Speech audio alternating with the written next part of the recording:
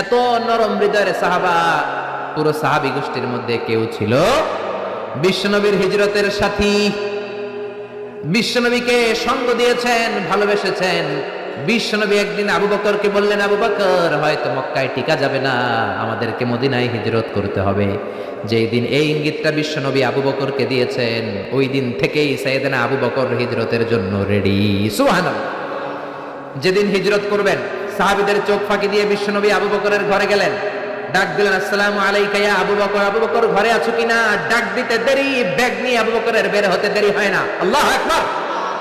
বিশ্বনবী বললেন, আবু বকর, ডাক দিলাম, ব্যাগ নিয়ে রেডি হইলা, কখন ঘুমিয়েছো, কখন ঘুম থেকে উঠেছো, কখন হাত মুখ ধুইলা, কখন ফ্রেশ হইলা, কখন কাপড় গুছাইলা?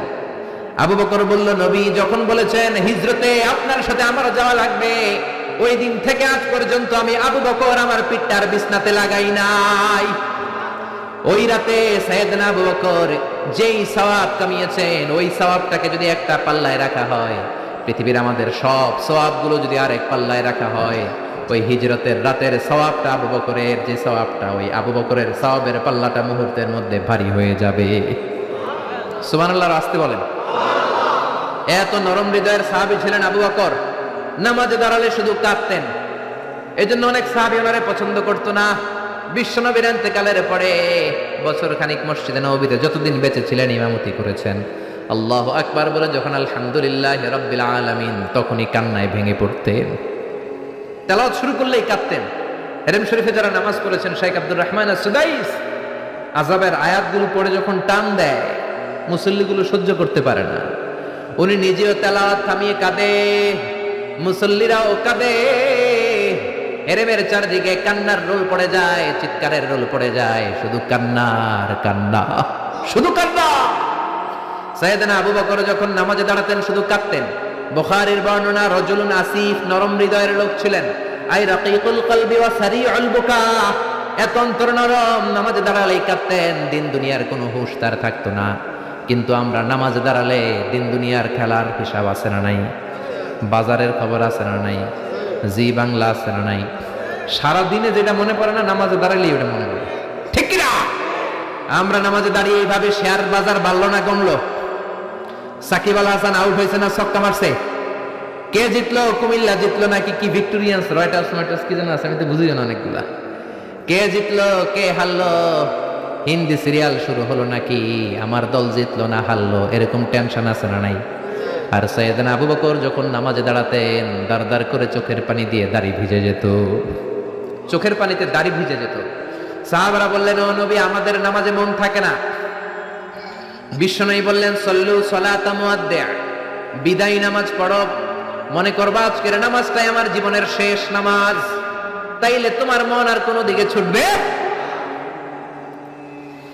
আজকে এখন বাজে 11টা, যদি বলা হয় রাত 2টার দিকে আপনার মরণ, খুশ থাকবে? সবাই মাহফিল থেকে দিবেন দৌড়, আমার মরণ 2টার দিকে। আহা, 2টার দিকে মরণ, জীবনের কোনো গ্যারান্টি নাই। যদি আপনার বলেই দেওয়া হয় 2টার দিকে আপনার মরণ, এখন তুমি 2 রাকাত নামাজ পড়ো, এটাই শেষ নামাজ, ওই দিনের নামাজটা আপনি কত সুন্দর করে পড়বেন। আহা, ওই দিন আপনি কত সুন্দর করে ওযু বানাবেন, ওই দিন আতর মাইখা একেবারে আতর আলী হয়ে যাবেন, ওই দিন পাঞ্জাবি পড়বেন, ওই দিন যায় নামাজে দাঁড়াবেন, ওই দিন আপনার নামাজে কোনো তাড়াহুড়ো নাই, ঠিক কিনা? ওই দিনের রুকুটা আপনার জীবনের সব চাইতে শ্রেষ্ঠ রুকু হবে।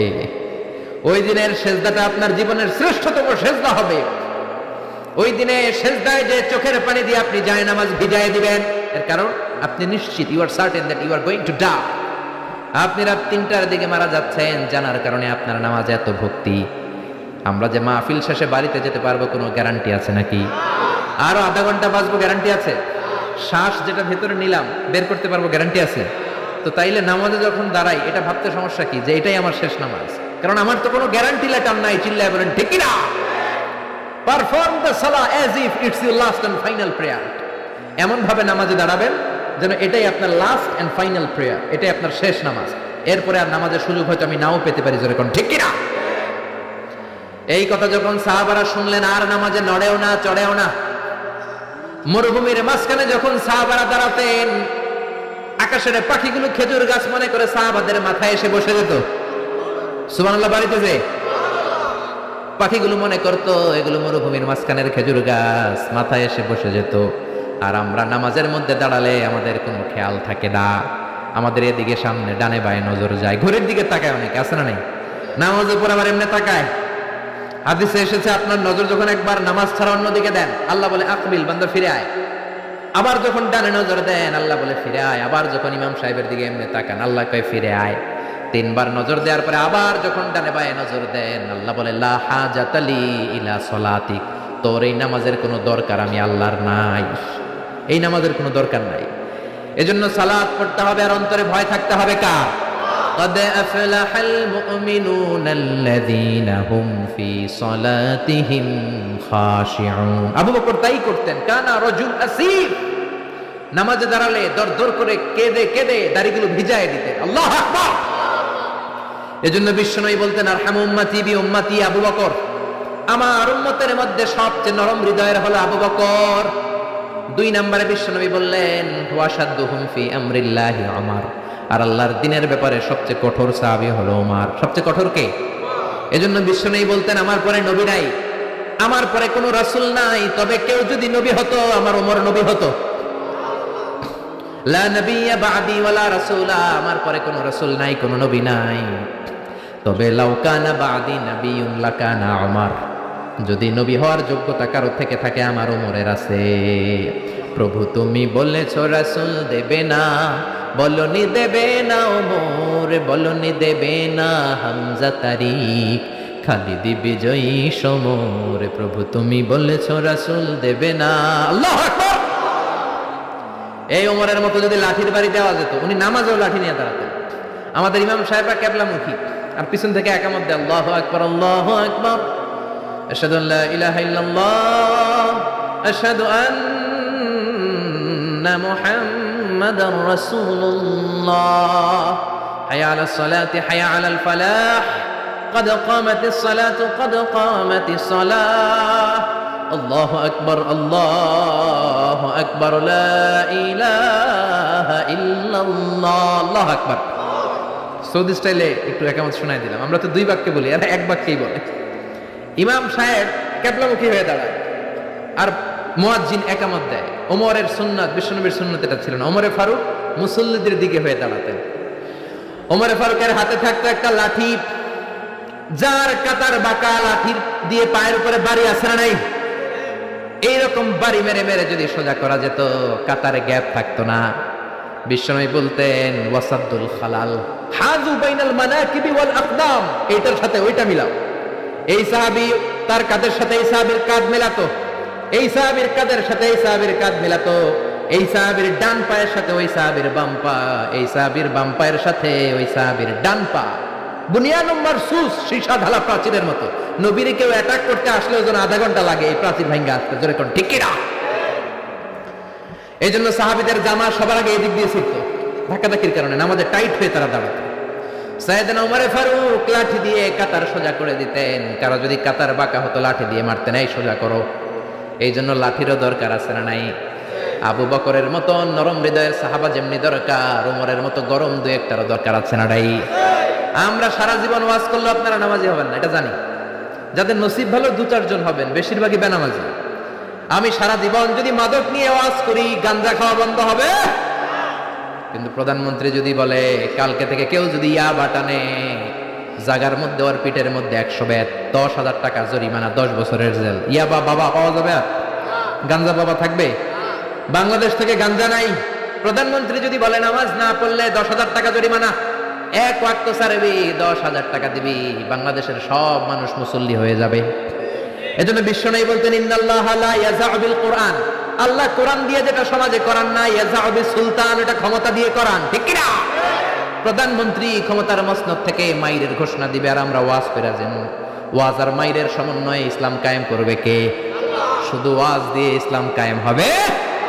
ওমরে ফারুক তাই করতেন, লাঠি দিতেন, লাঠি লাঠি দিয়ে সোজা করে দিতেন। এজন্য শয়তান ওনারে ভয় পেত। বিশ্বনবী বলেন ওয়াল্লাযী নাফসি বিয়াদিহি, যে আল্লাহর হাতে আমার আত্মা, ওমর ওই আল্লাহর কসম করে বলি, মা সালাকা আশ-শাইতানু সালিকান ফাজ্জান ইল্লা সালাকা ফাজ্জান গায়রা ফাজ্জিক, তোমার যদি ইবলিস কোন রাস্তা দিয়ে আসতে দেখে, ইবলিসের বাপের কিনা, ইবলিস ওই রাস্তা ধুইয়া আরেক রাস্তা দিয়ে হাঁটে।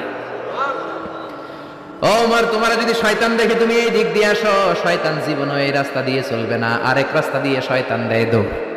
ও মিয়া, যেই লোকরে শয়তান ডরায় ওই লোকের ইমানটা কেমন ছিল জোরে বলেন আল্লাহু আকবার। মুনাফিকের বাচ্চারা ভয় পেত ওমরে ফারুককে, জমের ভয়।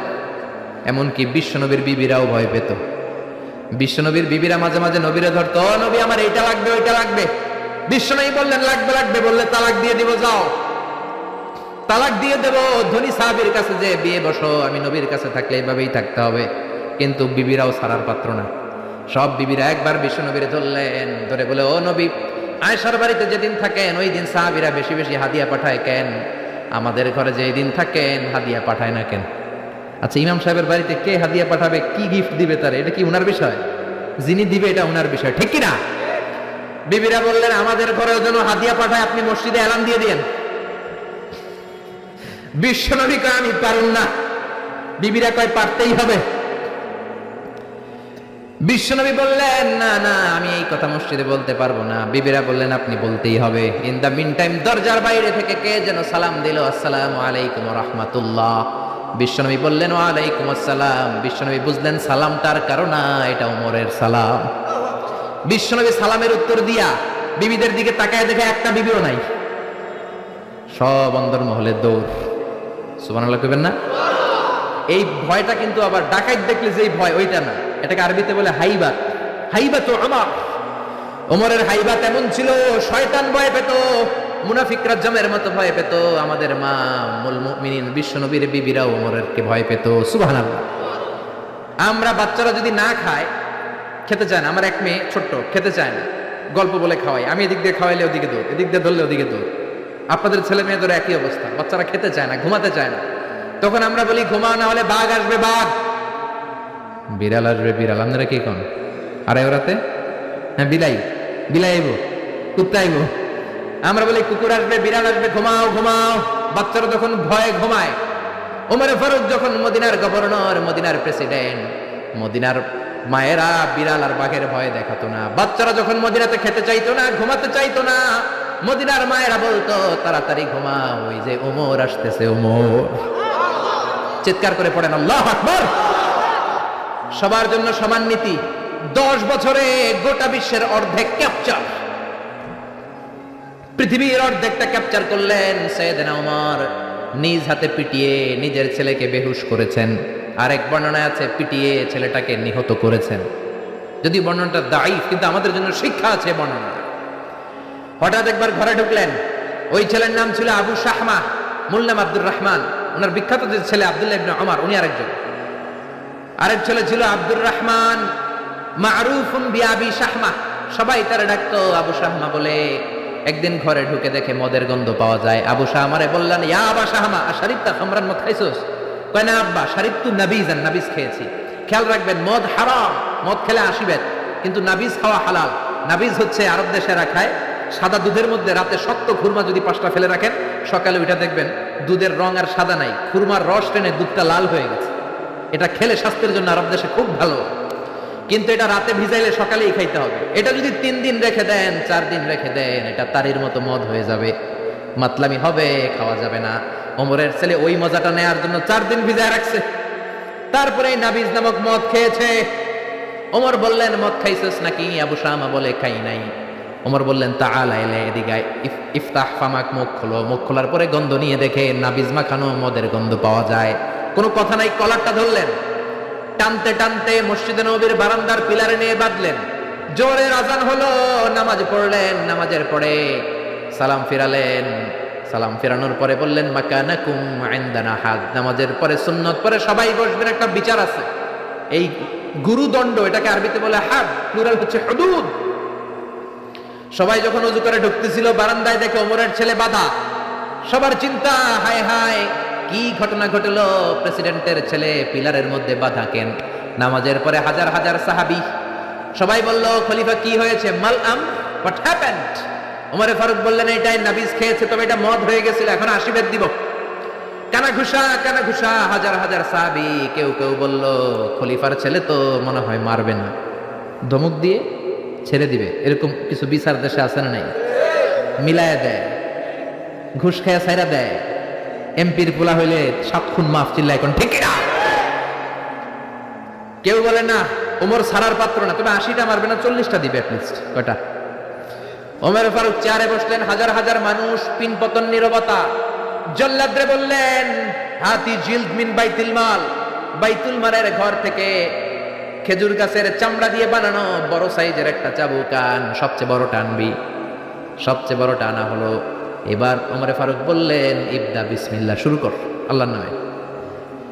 সাইয়েদনা ওমর ফারুকের সামনে দাঁড়িয়ে জল্লাদ মারবে 80টা বাড়ি, মারতে শুরু করেছে। ওয়াহিদ, ইসনাই, তালাতা, 3 বাড়ি মারার পরে ওমর ফারুক জল্লাদকে দিলেন এক থাপ্পড়। 3 হাত দূরে যে পড়লো জল্লাদ, জল্লাদের হাত থেকে চাবুক তুলে ধমক দিলেন, তুই কি চাবুক মারোস নাকি চাকরি বাঁচাস? আস্তে মারলি কেন? আসলে আস্তে মারে নাই, দেখে যত জোর ছিল। ওমরের হুকুম তামিল করবে না এরকম জল্লাদ মদিনায় ছিল না, জোরে কোন ঠিক কিনা? যত জোর ছিল তত জোরে মেরেছে, কিন্তু ওমরের পছন্দ হয় নাই। ওমর বললেন, ইনদাকা তালাতা ইনদি ওয়াহিদ, তোর হিসাবে 3টা, আমার হিসাবে মায়ের হইছে 1টা। আমি 2 নাম্বার থেকে শুরু করব। 2, 3 মারতেছে কে? মদিনাতে উনারসে পালোয়ান আর কেউ নাই। এক একটা বাড়ির আঘাতে ওমরের ছেলে আবু শামা চিৎকার করে কাঁদে। এক একটা বাড়িতে চামড়া ছিঁড়ে যায়, রক্তগুলো ছোপ ছোপ করে নববীর দেয়ালের মধ্যে লাগে। ছোট্ট ছেলেটা ডেকে বলে, আব্বা আমারে মাফ করে দাও, আর জীবনে মদ খাবো না। সাইয়েদনা ওমরের পাষাণ হৃদয় নরম হয় না, কারণ আসাদ্দুহুম ফি আমরিল্লাহি ওমর, আল্লাহর দিনের ব্যাপারে সবচেয়ে কড়া, কোনো ছাড় নাই। এক একটা চাবুক মারে, লোকজন কেঁপে কেঁপে ওঠে। 10টা 15টা মারার পরে ছেলে বেহুশ, পানি দেওয়ার পরে আবার হুশ, আবার মারা শুরু করা হলো। 30টা মারার পরে আবার বেহুশ। এইবার আবু শাহামার মা ওমরের বউয়ের ওমরের পা ধরে ডেকে বলে, ওমর তোমার পায়ে ধরে ক্ষমা চাই, আমার কলিজার টুকরা বাজানটারে তুমি মেরে দিও না। 80টা বেত মারতে হবে, মেরেছো 30টা, আর মারবা 50টা। যা ওমর, প্রতিটা বেতের বাড়ির বিনিময়ে আমি আবু শাহামার মা একটা করে ওট আল্লাহর রাস্তায় সদকা করে দেব। ওমর বলে, না আবু শাহামার মা, এটা আল্লাহর আইন, গোটা দুনিয়াটা দিলেও একটা চাবুকের বাড়ি থেকে ওরা কেউ বাঁচাতে পারবে না। মারতে লাগলেন, আবার পানি দিয়ে আবার হুশ। ওমরের বাড়ি যে খেয়েছে সে বুঝেছে। 50টা বাড়ি মারার পরে আবু শাহামা দুনিয়া থেকে শেষ। রাগে ওমর গড়গড় করছেন, বললেন, এই বেয়াদবটারে গোসল করা, জানাজা দে, কবর দে। কবর দেওয়ার পরে কবরের উপরে মারা শুরু করছে। 51, 52, 53, 80টা চাবুক মারার পরে আল্লাহরে ডেকে বলে, আল্লাহ আমার ছেলে হওয়ার কারণে কোনো পার্সিয়ালিটি করি নাই, বিচারে 2 নাম্বারই করি নাই।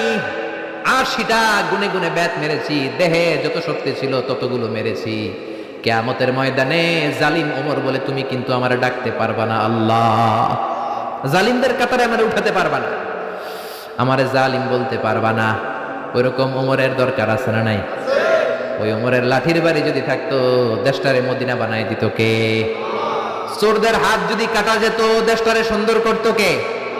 একটা জিনাখোরের ফাঁসি যদি বাইতুল মুকাররমের স্কয়ারের মধ্যে দিয়ে দেয়া হতো, এরপরে আর জিনা হতো?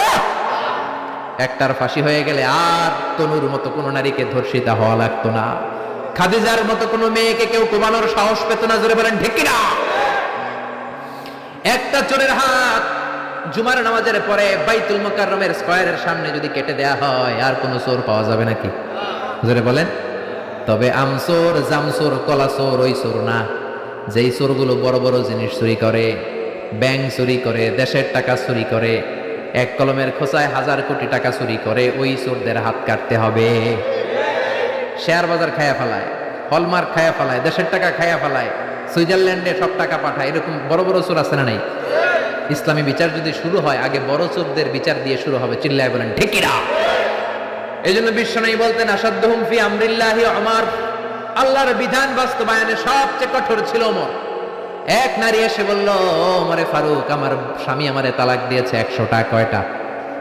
শুনতেছেন? একটু জিমাই গেলেন মনে হয়। আমার স্বামী আমাকে 100 তালাক দিয়েছে। কয় তালাক? আসলে দিতে হবে কয় তালাক? তাও একটা একটা করে, ঠিক কিনা? ওমরে ফারুক ডেকে আনলেন, স্বামীরাও আনলেন, বউরে আনলেন। ও স্বামী, কয় তালাক দিছো? কয় 100টা দিছি। ওমরে ফারুক বললেন, তালাক হচ্ছে মিন শাআইরিল্লাহ, এটা আল্লাহর নিদর্শন। আল্লাহর নিদর্শন নিয়ে ফাজলামি করার অনুমতি তোরে দিছে কে? 3 তালাকে তোর বউ তালাক, বাকি 97 তালাক তোর পিঠের উপরে পড়বে। সুবহানাল্লাহ। বাড়িতে যে বউরে 100 তালাক দিছে এক ডাকায়, ওমর ফারুক বললেন 3 তালাকে তোর বউ তালাক, বাকি 97 তালাক তোর পিঠে।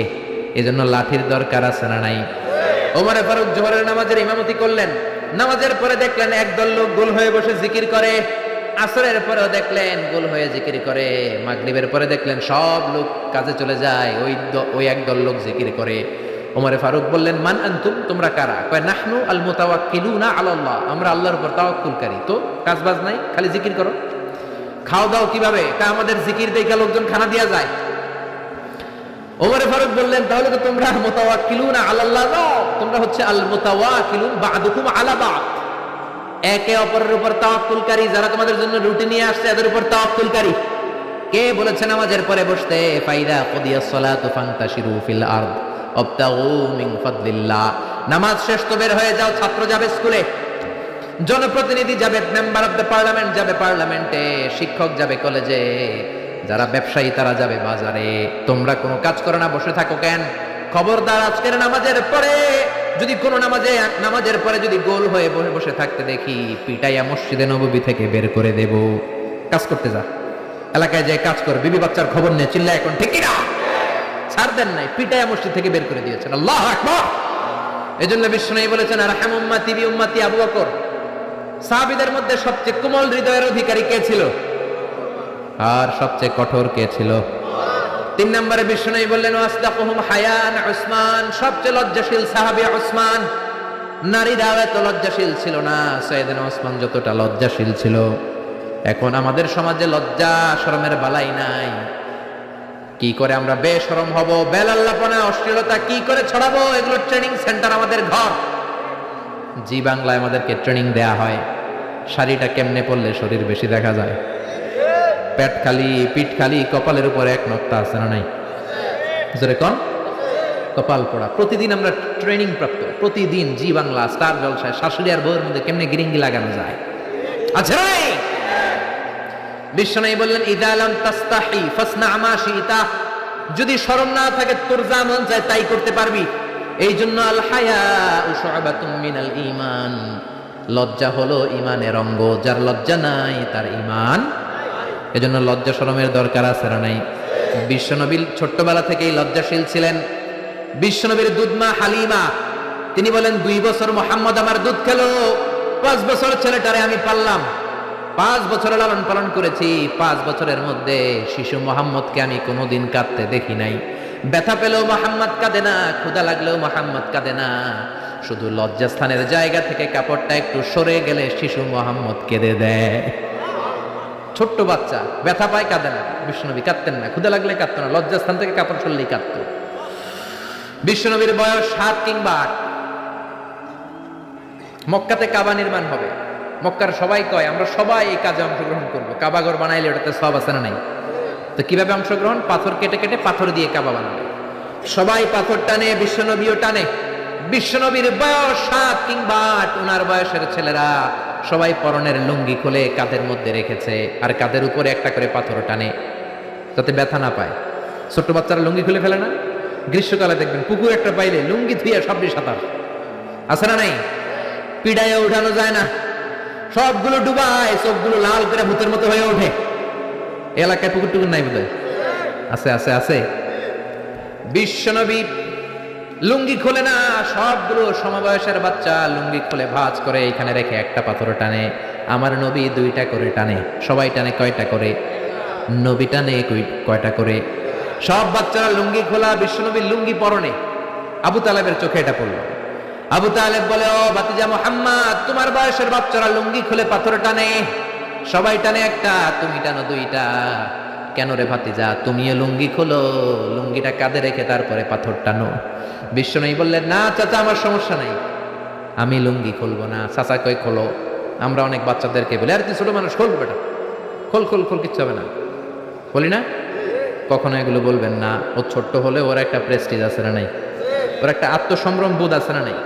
এখনো যদি লুঙ্গি খোলা শিখান, অশ্লীলতা শিখান, তাহলে এই ছেলেগুলো হবে ডাকাত, এগুলোই হবে বাংলা ভাই, ইংরেজি ভাই, অঙ্ক ভাই, এগুলো হবে পিচ্চি হান্নান, এরশাদ শিকদার, কালা জাহাঙ্গীর, লতিফ সিদ্দিকীর মতো মন্ত্রী।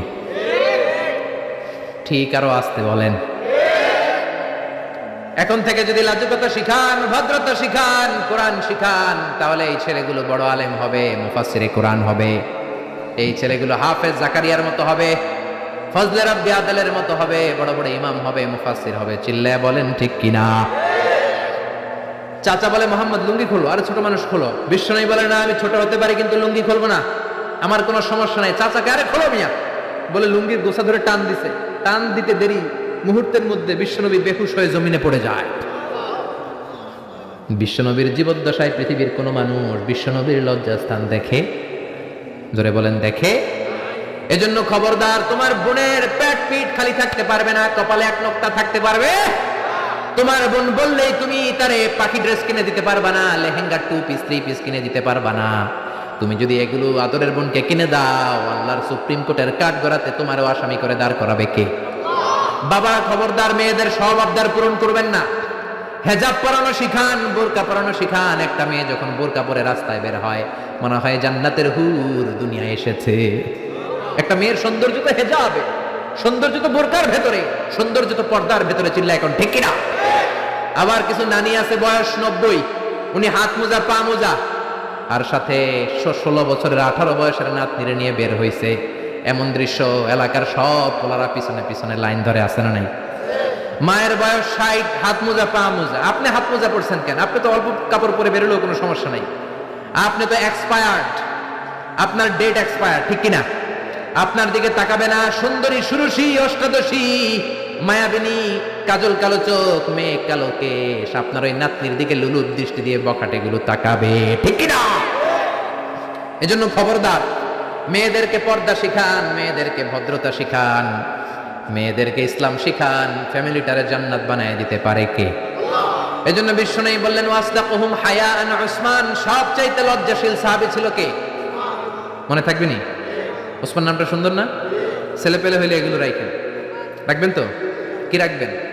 কি অদ্ভুত অদ্ভুত নাম রাখে। এক লোক অনেকদিন পরে ভাতিজারে দেখতে আসছে বাসায়, ঢাকাতে, গ্রামের সবজি টবজি নিয়ে গেছে।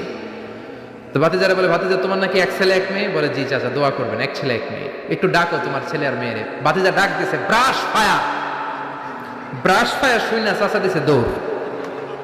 ভাতিজাও পেছন থেকে দৌড়ায়, চাচাও দৌড়ায়। ভাতিজা কয় দাঁড়ান চাচা, চাচা কয় আমার বয়স 80 হয়েছে রে ভাতিজা, আমার তুই ব্রাশ ফায়ার করিস না। ভাতিজা কয় চাচা এটা ওই ব্রাশ ফায়ার না, ছেলের নাম ব্রাশ, মেয়ের নাম ফায়ার। আছে না নাই? কিয়ামতের দিন আল্লাহ ইউদআউনা ইয়াউমাল কিয়ামাতি বিআসমাইকুম ওয়া বিআসমাই আবাইকুম, কিয়ামতের দিন আল্লাহ তোমাদের নাম ধরে, তোমাদের বাবাদের নাম ধরে ডাকবে। ফাহসিনু আসমাআকুম, তোমাদের নামগুলো সুন্দর করে রেখো। সুবহানাল্লাহ। রাখবেন? ওসমান নামটা রাখবেন তো? ছেলে হইলে রাখবেন, রাখবেন। এরপরে বিশ্বনবী বলেছেন ওয়াকদাহুম আলী, সবচেয়ে ভালো বিচারের রায় দিতে পারতো আমার মেয়ের জামাই আলী। বিচারের রায় হবে একটা কিতাব দিয়ে, কিতাবটার নাম কি? আপনাদের উচ্চ আদালত আর নিম্ন আদালত তো এই কিতাব দিয়ে রায় হয় না? হাইকোর্ট সুপ্রিম কোর্টে এটা দিয়ে রায় হয় নাকি? এই কোরআনটা দিয়ে যদি সব বিচারের রায় হতো, কেউ মাজলুম হতো না। কোরআন দিয়ে রায় হলে ওই রায়ে কোনো স্কাইপি কেলেঙ্কারি থাকে? কোরআন দিয়ে রায় হলে ঘুষ খাওয়ার সুযোগ থাকে? কোরআন দিয়ে রায় হলে এক দলের কথা শুনে আরেক দলের উপর কোনো জুলুম করার সুযোগ থাকে? এজন্য রায় দিতে হবে কি দিয়ে? وَمَنْ لَمْ يَحْكُمْ بِمَا أَنزَلَ اللَّهُ فَأُولَئِكَ هُمُ الْكَافِرُونَ। সুবহানাল্লাহ। আল্লাহ তিনবার বললেন কোরআন দিয়ে যে রায় দেয় না, বিচারের রায় যারা কোরআন দিয়ে ঘোষণা করে না, এক জায়গায় বললেন জালেম, এক জায়গায় কাফের, এক জায়গায় ফাসিক। এজন্য কোরআন দিয়ে বিচারের রায় হওয়ার দরকার আছে না নাই? কোরআনকে সংসদে পাঠানোর দরকার আছে না নাই? এমনি এমনি হেঁটে চলে যাবে কোরআন সংসদে? নাকি পাঠাইতে হবে? ভালো নেতা বানাইতে হবে, যারা কোরআন মানে, যারা কোরআনের পক্ষে, এরকম নেতা বানানোর দরকার আছে না নাই? এজন্য বিশ্বনবী বলেছেন মান ক্বালা বিহি সাদাকা, কোরআন দিয়ে যে কথা বলে তার কথা সত্য কথা নাকি মিথ্যা। ওয়া মান আমিলা বিহি উজরা, কোরআন দিয়ে আমল করলে আমল নামায় সওয়াব আছে না নাই? বেশি না কম? ওয়া মান হাকামা বিহি আদালা, কোরআন দিয়ে যে বিচারের রায় দেয় ওইটাই সবচেয়ে সেরা বিচার, ঠিক কি না? আল্লাহ দেশে কোরআনের বিচার কায়েম করুক, পড়ে না আমিন। 5 নম্বরে বিশ্বনবী বললেন ওয়া আকরাহুম উবাই ইবনে কাব, সাহাবীদের মধ্যে সবচাইতে সুন্দর তেলাওয়াত করতে পারতেন, তাসবিহের সাথে সবচাইতে সুন্দর তেলাওয়াত করতে পারতেন উবাই ইবনে কাব। কি নাম? এগুলো জানেই না, জানতেও চায় না, খালি নাম মুখস্থ করে, সালমান খান, শাহরুখ খান, অমুক খান, তমুক খান।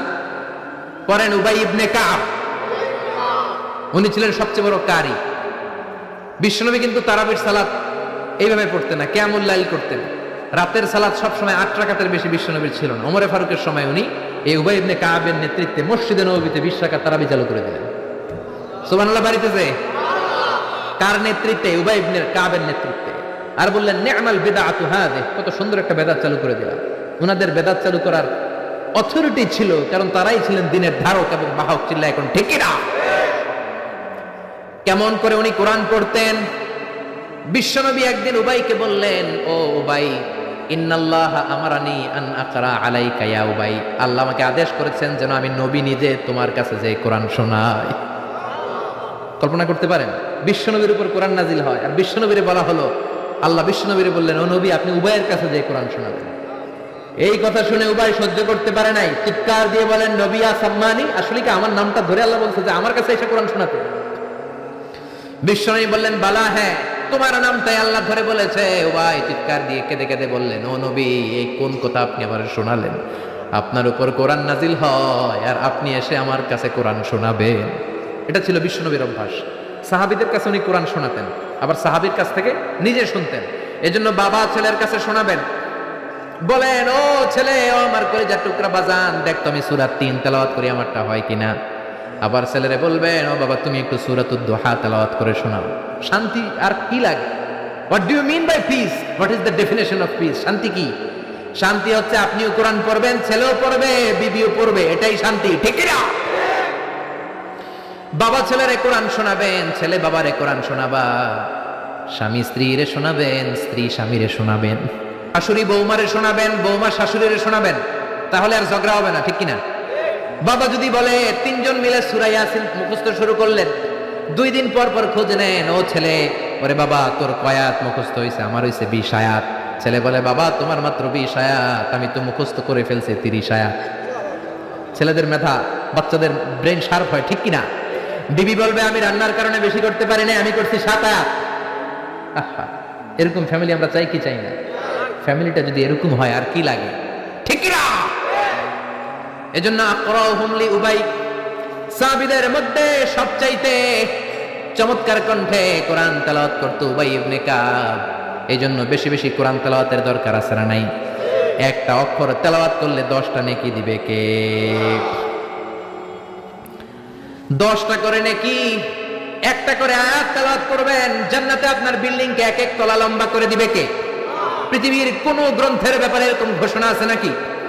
শ্রীমদ ভগবত গীতা তেলাওয়াত করলে 1 অক্ষরে কয় নেকি? ওম নমো ভগবতী বাসুদেবায়, কয়টা সওয়াব হইছে? ওম শান্তি বললে কয় সওয়াব? কিন্তু বিসমিল্লাহির রহমানির রহিম বললে আমল নামায় সওয়াব আছে না নাই? পড়বেন প্রতিদিন আমাদের সকাল শুরু হবে কোরআন দিয়ে, জোরে কোন ঠিক কিনা?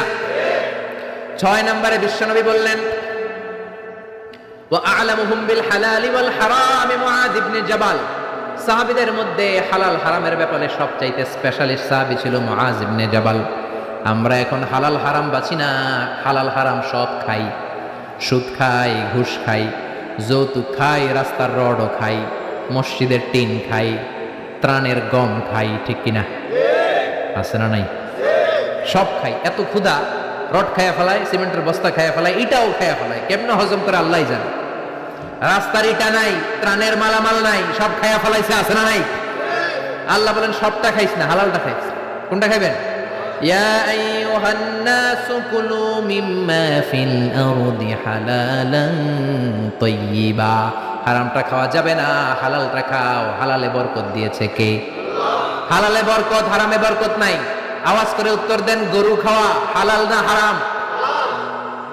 কুকুর খাওয়া হালাল না হারাম? আমরা সবাই বেশি বেশি গরু খাই নাকি কুকুর খাই? কি পরিমাণে যে কসাইয়ের দোকানে জবাই হয়, আর কোরবানির ঈদের সময় জবাই আছে না নাই? বিয়ের অনুষ্ঠানে আছে না নাই? হাজার হাজার গরু জবাই করি, কুরবানির সময় জবাই করি, বাংলাদেশের গরু দিয়ে হয় না, ইন্ডিয়া থেকে আনি। এত গরু খাই কিন্তু কুকুর একটাও খাই না। আর গাভী বছরে বাচ্চা দেয় কয়টা? কুত্তা দেয় কয়টা?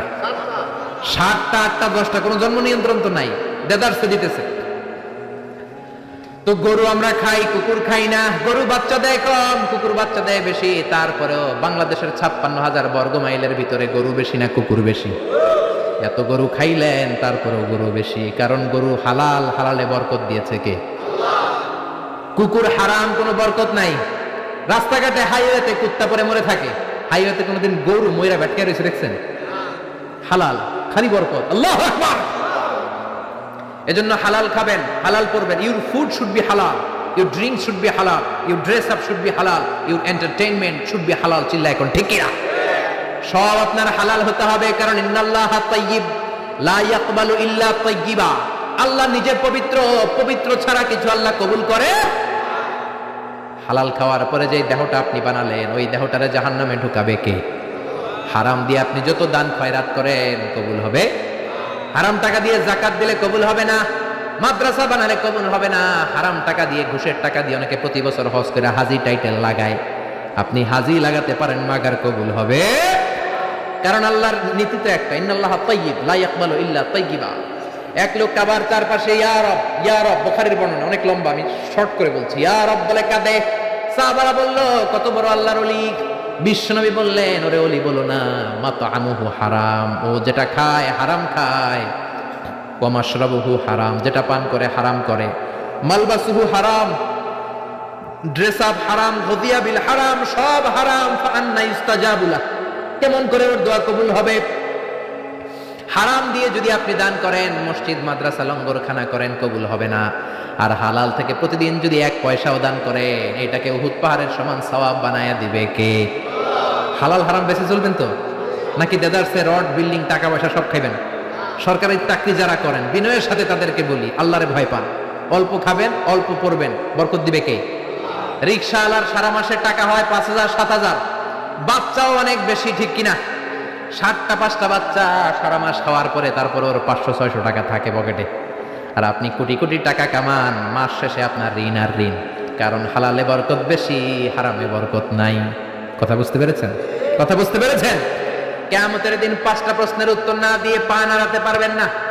এর মধ্যে একটা হলো আন মালিহি মিন আইনা ইকতাসাবা। আপনি সম্পদ যে গড়েছেন, সম্পদের পাহাড় কোন রাস্তায় গড়েছেন? হালাল রাস্তায় উপার্জন করেছেন নাকি হারাম? এজন্য আমরা হালালের পক্ষে নাকি হারামের? এই হালাল হারামের মুতাখাসসিসুন ফিল হালালি ওয়াল হারাম ছিল মুআয ইবনে জাবাল। কি নাম মনে থাকবে? আরবি না পড়তে বের হয় না মুখ দিয়ে। বলেন মুআয ইবনে জাবাল। 7 নম্বরে বিশ্বনবী বললেন আফরাদুহুম যায়েদ ইবনে সাবিত। ফারায়েজের নীতিমালা সবচেয়ে ভালো জানে আমার যায়েদ। ফারায়েজ কি পোলাপানরা এগুলো জানেই না। ফারায়েজ হচ্ছে আল্লাহর দেয়া উত্তরাধিকার বন্টনের নীতিমালা। দুনিয়ার সব বাবাদেরকে আল্লাহ ডেকে বললেন ইউসিকুমুল্লাহু ফি আওলাদিকুম লিযযাকারি মিসলু হাযযিল উনসায়াইন। আল্লাহর দেয়া নীতিমালা হলো, ও বাবারা, ছেলেরে যদ্দুর দিবা, মেয়েরে অর্ধেক দিবা। কার কথা? নাকি আজারি সাহেবের কথা? কে বলেছেন? কে বলেছেন? আল্লাহর দেয়া বিধান। দুনিয়ার বাবারা ছেলেরে যা দিবেন, মেয়েরে অর্ধেক। এদিকে বাবা আছে না নাই? বয়স্ক বাবারা আছে না নাই? খবরদার, কিয়ামতের দিন আপনারও কাঠগড়ায় দাঁড়াতে হবে, ঠিক কিনা? ছেলেরে যদি 2 লাখ দেন, মেয়েরে দিবেন? ছেলেরে 10 কানি দিলে মেয়েরে, ছেলেরে 4টা বাড়ি দিলে মেয়েরে। অনেক মা আছে ছেলের পাতে মুরগির রান দেয়, মাইয়ার পাতে মুরগির ঠ্যাং দেয়, মুরগির গিলা দেয়, মুরগির পুস্তি দেয়। কি কন আপনারা? গিলা পুস্তি কন তো। মেয়েরে যে আপনি পুস্তি দিলেন, মাইয়ার কি রান খাইতে মন চায় না? মন চায় না? দেখবেন যে মা বাবা ছেলের পাতে দেয় মুরগির রান, মেয়ের পাতে দেয় মুরগির ঠ্যাং, ওই মা বাবার শেষ জীবনটা ছেলের বাড়িতে কাটে না, মেয়ের বাড়িতেই কাটে, ঠিক কিনা? এই জন্য আফরাদুহুম যায়েদ ইবনে সাবিত। যায়েদ ইবনে সাবিত সবচেয়ে ভালো ফারায়েজের নীতি জানতেন। এই ফারায়েজের নীতি যদি ভঙ্গ করেন, কিয়ামতের ময়দানে জবাব দিতে হবে। অনেক বাবা বলে, মা তোর ভাইয়ের সব দিয়ে দিলাম, তোর লাগে আমি হাত তুলে দোয়া করে দিলাম। তো দোয়া তো আপনি করবেনই, যে যেটা পাওয়ার অধিকারী তারে ওইটা আগে দিবেন, তারপরে দোয়া, ঠিক কিনা? সব শেষে বিশ্বনবী বললেন, ইন্না লিকুল্লি উম্মাতিন আমিন ওয়া আমিনু হাদিহিল উম্মাহ আবু উবাইদা ইবনুল জাররাহ। সব জাতির মধ্যে বিশ্বস্ত একজন থাকে, আমার সাহাবীদের মধ্যে সবচাইতে বিশ্বস্ত সাহাবী আবু উবাইদা ইবনুল জাররাহ। এটার নাম নিতে অনেক দাঁত ভেঙে যাবে। আবু উবাইদা ইবনুল জাররাহ। আরবি পড়ে না তো, কোরআন পড়ার সময় নাই, খালি দুনিয়া কে মজা লে লো, দুনিয়া তোমারই হ্যাঁ। বিশ্বনবী বললেন, আবু উবাইদা সবচেয়ে আমিন সাহাবী, নিরাপদ সাহাবী, the most trustworthy personality among my companions। আমার সাহাবাদের মধ্য থেকে সবচাইতে বিশ্বস্ত আবু উবাইদা। কিছু লোক আছে জান যাবে প্রাণ যাবে কিন্তু আমানতের খেয়ানত করবে না, আছে না নাই? এই জন্য বিশ্বনবী ছিলেন আমানতের জন্য সেরা। সবাই বিশ্বনবীর ডাকতো আমিন। আমিনের সাথে আলিফ লাম লাগান হয়ে যায় কি আল আমিন, as-সাদিক আল আমিন। সবাই বিশ্বনবীর কাছে জমা রাখতো টাকা পয়সা। এক লোক তায়েফে যাবে দল করে আবু জাহেলের, যাওয়ার আগে স্বর্ণের বাক্স এনে বলে, আব্দুল্লাহর বেটা মুহাম্মদ, কয়েক সপ্তাহের জন্য তায়েফে যাব, স্বর্ণের বাক্সটা তোমার কাছে রাখি। বিশ্বনবী বললেন, তুমি না আবু জাহেলের পার্টি করো, ওর কাছে রাখো। ও কয় না, আবু জাহেলের পার্টি করি ঠিক, কিন্তু জমা রাখা যাবে না। আবু জাহেলের কাছে যদি স্বর্ণের বাক্স দেওয়া যায়, আইসা দেখবো স্বর্ণ নাই, স্বর্ণের বাক্স নাই। জোরে কোন ঠিক কিনা? এরকম নেতা আছে না নাই? অনেকে নেতার দল করে কিন্তু নেতা পাইলে সব খায়। ভালো নেতাও আছে, অনেক ভালো চেয়ারম্যান, ভালো এমপি আছে। আপনাদের এলাকায় নিশ্চয়ই এরকম ভালো ভালো চেয়ারম্যান আছে, এমপি আছে, যাদের কারণে এই দেশের উন্নয়ন এখনো হচ্ছে। চিল্লা এখন ঠিক কিনা? এই জন্য আমানতের খেয়ানত করা যাবে না। আল্লাহ বললেন, ওয়াল্লাযীনা হুম লিআমানাতিহিম ওয়া